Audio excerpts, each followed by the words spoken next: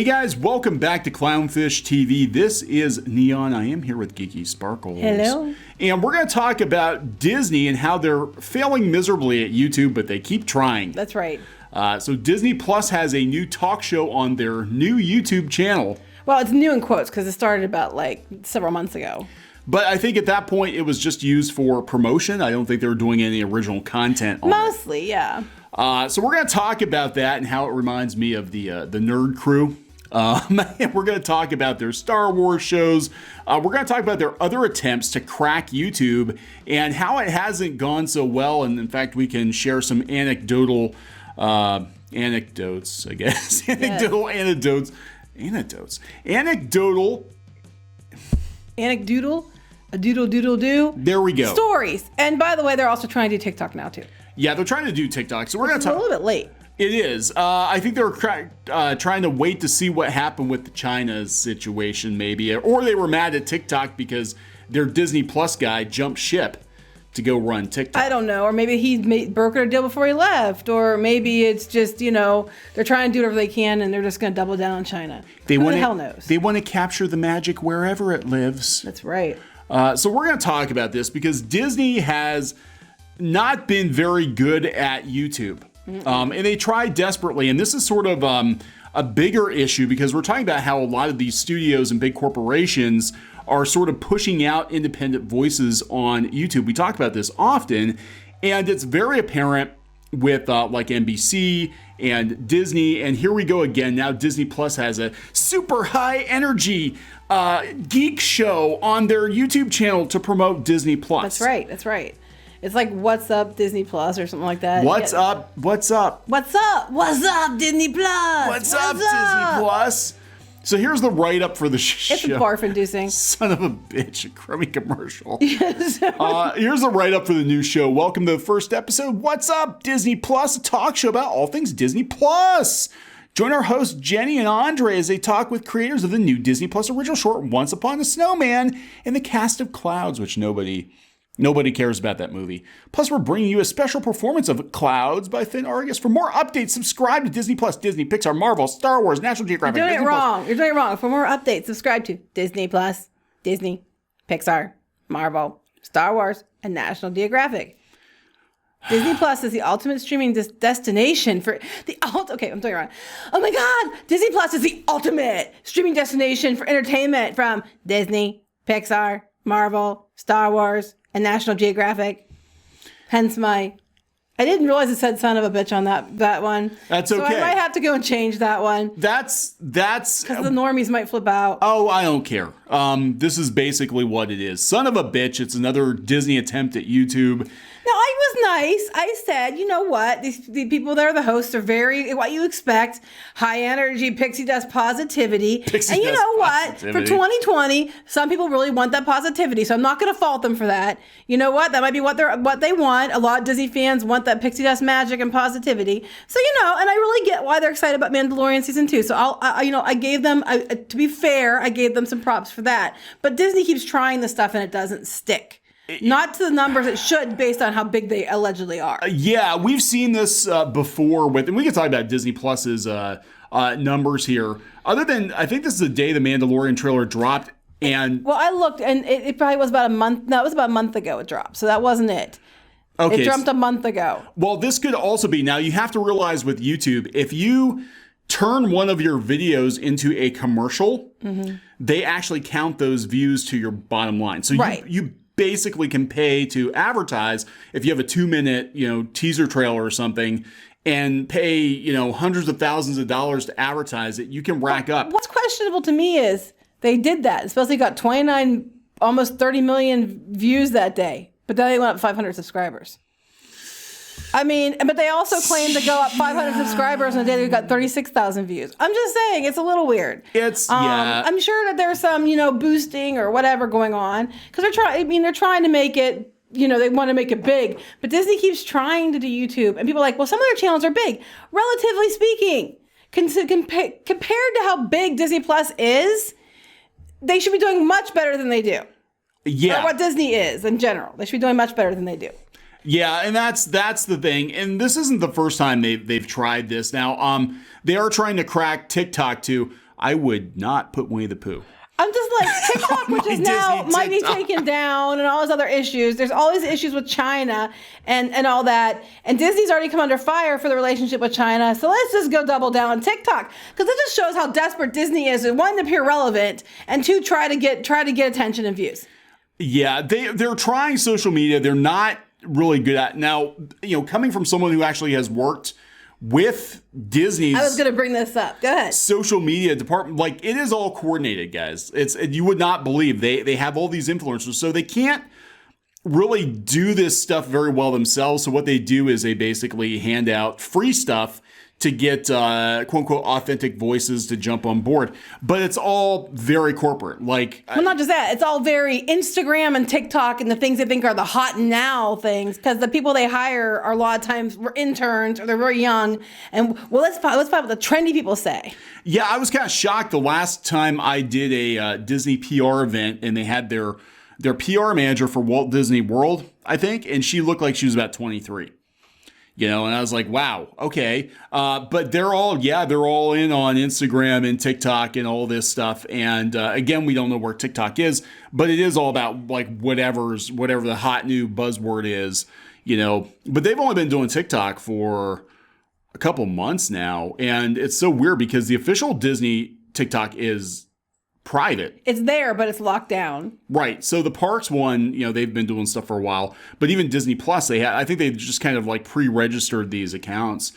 But the thing that this reminds me of is the Nerd Crew, which is really poking fun at the Star Wars show, which is another one of these attempts by Disney to be kind of trendy. They're trying to be trendy. They want to be hip, like all the hip young kids, but it comes off as being really fake.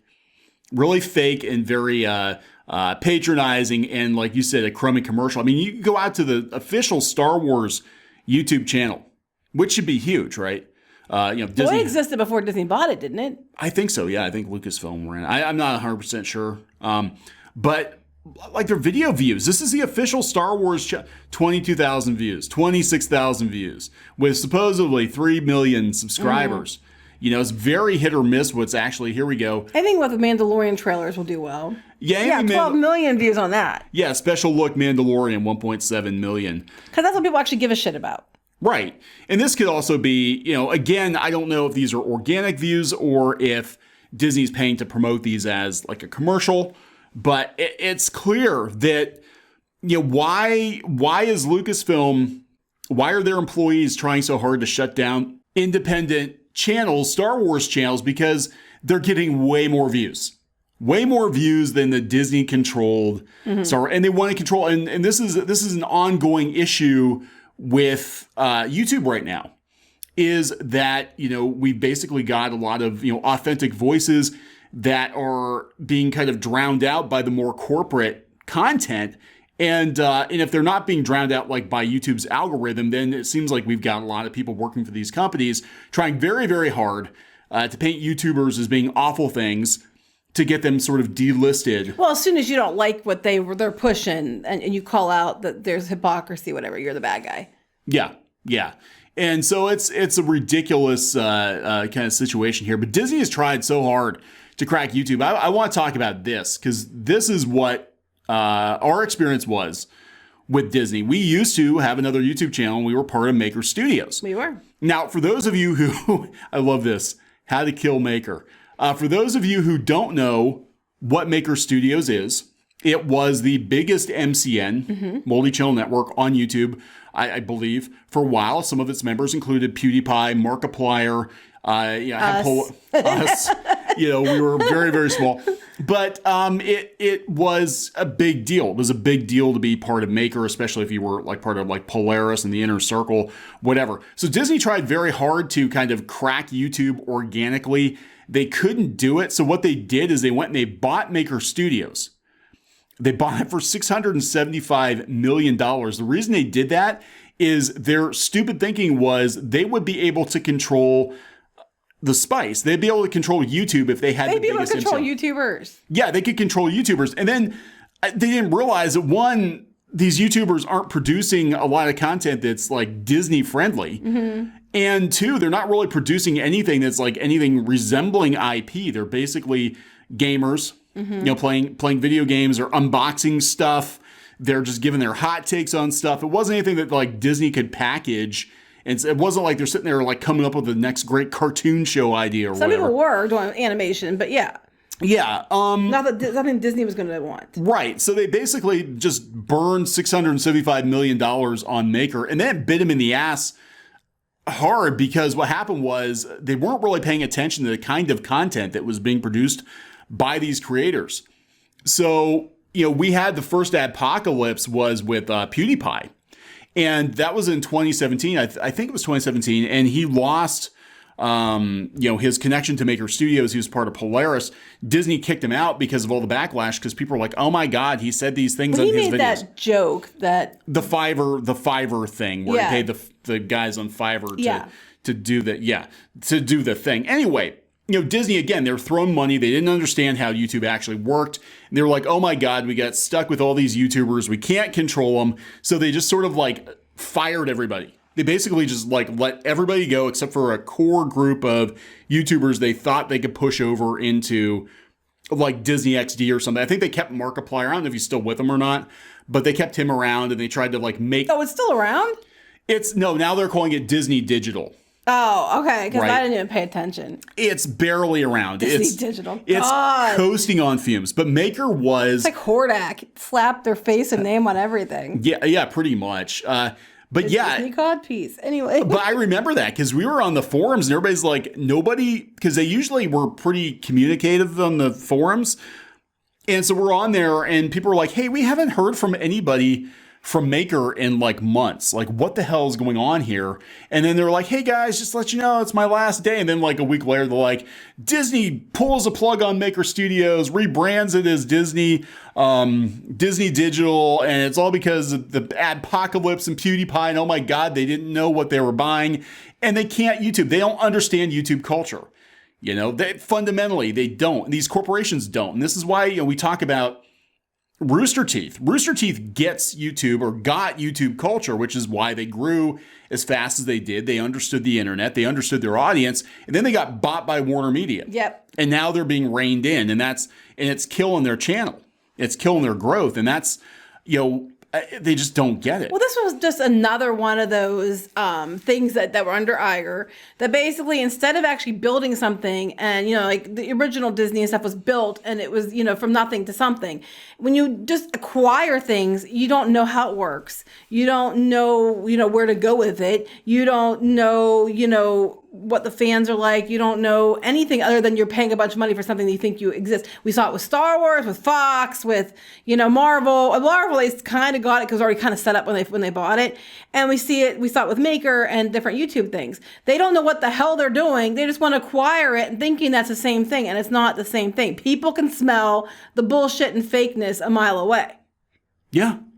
Yeah. And that's what's going on here. And that's why Disney can't crack it. So what they do, they know they can't beat them, so they tried to buy them. That's Disney's model, I guess. If we can't beat them, just buy them, and that didn't work. So now the new scheme is we're gonna badmouth YouTubers. We're gonna get the media to pick up on, and then we're gonna show why we need to have our corporate channels rank above the independent voices. And this is it's all a game. I personally think being played by the studios and the media and all of that too, because they can't compete fairly.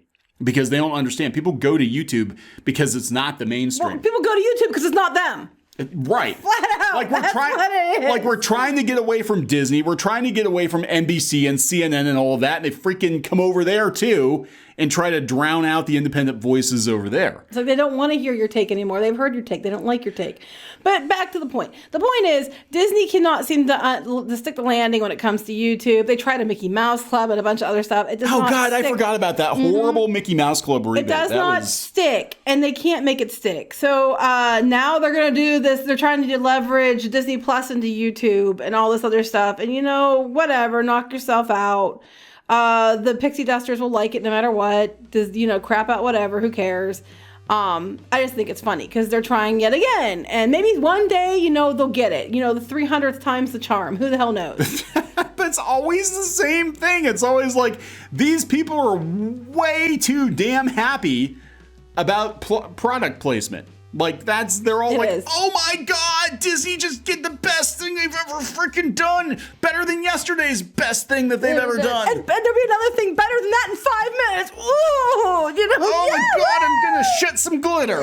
Yes. Holy hell, Mickey's so awesome. Yeah. Open your wallet and give Mickey your money. Pledge your allegiance to Mickey. Oh my God. Kneel before the mouse. Sorry. Kneel before Mickey. Yeah, so I don't know. I just think it's funny. I'm like, oh God, here we go again. Nerd crew all over again. Yep. So we're gonna wrap this one up. Yep. Okay, so please subscribe for more pop culture news, views, and rants from an authentic pair of voices here on YouTube. I'm not saying these people aren't. They might authentically like this that we're talking about. I'm just saying that Disney keeps picking people that are just over the top. It's ridiculous. They might authentically like the paycheck they're getting from Disney too. Yeah, that could be true. Free park tickets and all the other perks that come with it. That could be true. All right, so we're gonna wrap it up. Yep. All right, see you later. Bye.